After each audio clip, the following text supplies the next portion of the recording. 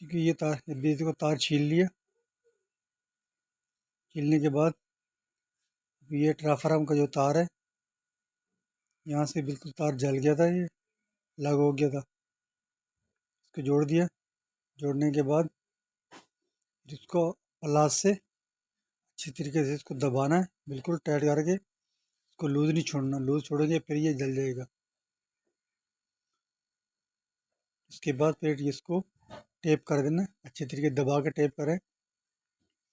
जितनी भी जॉइंट थे मैंने इसको सबको ये टेप लगा दिया। इसको खींच के टेप लगाए ताकि ये तारें लूज नहीं, दोबारा और लूज नहीं हो। ये दोबारा लूज होंगी तो फिर ये तारें जल जाएंगी, स्पार्किंग करेंगी, जल जाएंगी।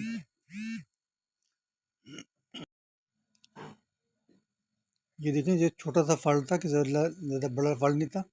अभी इसको चेक करते हैं। ये देखें, अब ये देखो, ये स्पार्किंग कर रहा है।